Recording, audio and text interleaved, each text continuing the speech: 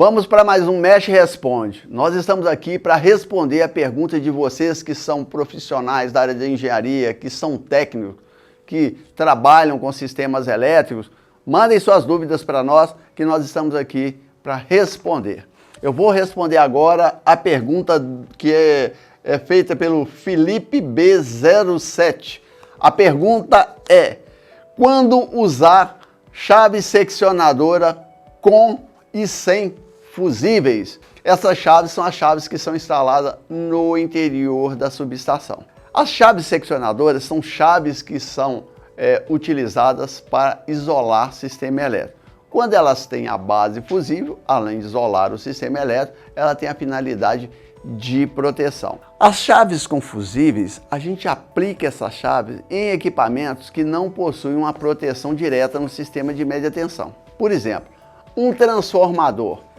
Para mim fazer a proteção dele, para não permitir que um problema ocorrido nele passe para o sistema e cause desligamentos indesejados, eu coloco uma chave seccionadora com base fusível. Se ocorrer um problema neste equipamento ou na baixa tensão dele, onde as proteções falharam, o fusível vai interromper e vai abrir o sistema e eu não vou desligar todo o sistema elétrico. Agora, tem sistemas que já têm proteção própria. Por exemplo, a entrada de média tensão, nós temos um disjuntor ali. Então, o disjuntor é que é responsável pela proteção. Então, a chave seccionadora desse cubículo não precisa de fusível, porque a proteção é de responsabilidade do disjuntor, que já possui um sistema de proteção secundária para isso. Ocorrendo uma falta, ele desliga o sistema automaticamente e não é necessária a utilização do fusível. Vamos para mais uma pergunta aqui agora, que é da Eric Ramos Oliveira. A pergunta é: como dimensionar a quantidade / potência dos trafos? A quantidade de transformadores que você vai colocar num sistema elétrico vai depender da quantidade de setores que você possui e dos tipos de equipamentos que são instalados nesse sistema. Primeiro, um transformador vocês já tem que separar para escritórios, cargas administrativas, porque quando você possui vários tipos de cargas numa empresa, se você conectar o sistema da administração nesse transformador, todos os ruídos que são gerados pelas cargas produtivas podem afetar as cargas que são utilizadas como administrativa. Vocês podem danificar inclusive computadores, servidores e outros sistemas, até sistemas de segurança. Então, a primeira coisa que a gente separa é os sistemas dessas cargas que são destinados à parte administrativa. Agora, como que a gente vai colocar outros transformadores na planta? Primeiro, nunca colocar um transformador de grande potência para alimentar muitas cargas. Se você coloca tipo um transformador de 2000 kVA alimentando uma planta toda, é muito vulnerável. Vocês devem separar esse transformador em pelo menos 2 transformadores. Por quê? Se ocorrer a queima desse transformador, de um dos transformadores, você terá outro transformador para suprir estas cargas. Então, outro fator que vai influenciar na quantidade, vamos dizer, eu tenho vários galpões distantes, então eu vou ter que ter transformadores localizados mais próximos dos centros de carga. Para quê? Reduzir o custo de instalação, queda de tensão.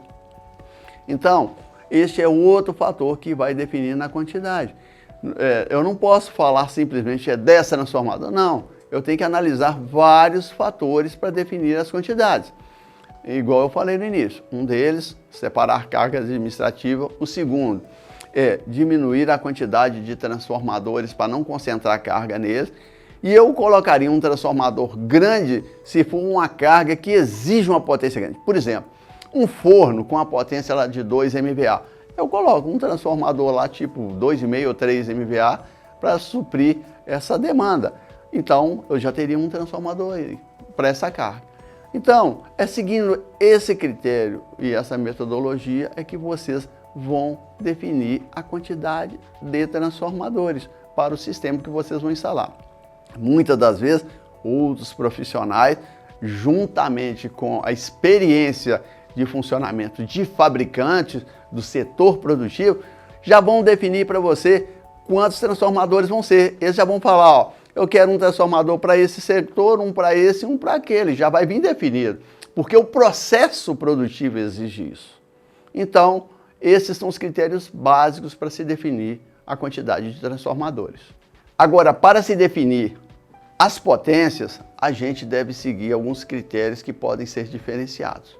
Tipo, se eu tenho uma demanda definida, esse transformador para alimentar um determinado setor com uma determinada demanda, eu tenho que considerar a demanda desse setor, mais um estudo de aumento de carga desse setor, tá certo? E a somatória desses dois elementos tem que dar 75% da potência do transformador. Ou seja, depois que eu pegar essa somatória, ela vai representar 75% da potência do transformador. Ele vai ter que ter uma potência 25% aproximadamente a mais do que esse número que eu cheguei. Quando eu estou falando agora de cargas específicas, como eu citei anteriormente, se for um forno que eu tenho uma demanda definida ou uma potência instalada definida, eu vou pegar, vai depender da carga. Se for uma carga que eu posso ter variação, eu coloco 25% acima.